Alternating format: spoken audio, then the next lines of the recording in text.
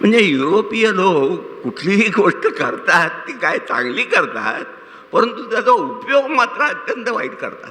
उदाहरणार्थ इसवी सनाच्या 15व्या-16व्या शतकापासून भौतिकशास्त्रांचा उपासना मोठ्या प्रमाणावर केली आणि ती कौतुकास्पदच आहे.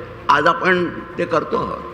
पण त्याचबरोबर ती जी शक्ती प्राप्त झाली तंत्रज्ञानाची, तिचा त्यांनी उपयोग आपण कुठलीही गोष्ट करताना काय म्हणतो की सगळ्या जगाचं कल्याण हो, तशा प्रकारची त्यांची बुद्धी नव्हती. वेळ प्रसंग आला तर इतरांचा नाश करून, त्यांचा संस्कृतीचा नाश करून, त्यांची जी समाजव्यवस्था राज्यव्यवस्था असेल तिच्यामध्ये भेद पाडून आपला स्वार्थ घेतला पाहिजे, ही जी वृत्ती त्याच्यामध्ये आली, त्याच्यामुळे त्यांना अनेक युक्त्या आणि कृत्या करायला लागल्या. पूर्वीच्या गावगाड्यामध्ये ब्राह्मण वैश्य शूद्र सगळेजण एकत्र असत. त्यांना प्रत्येकाचा सामाजिक दर्जा कल्पना होती. ते त्याप्रमाणे गुण्यागोविंदांनी नाचत असत, राहत असत. त्यांच्यामध्ये त्यांनी जातीच्या नावाने फूट पाडली. मार्क्सिस्ट आम्हाला सांगतात, मार्क्सिझम हे त्यांचंच एक पिल्लू आहे.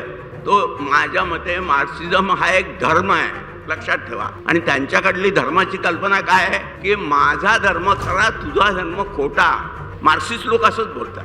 त्यामुळे मी त्यांना मार्क्सिस्ट हा राजकीय पक्ष किंवा विचारधारा म्हणतच नाही. तो एक नवीन धर्म आहे.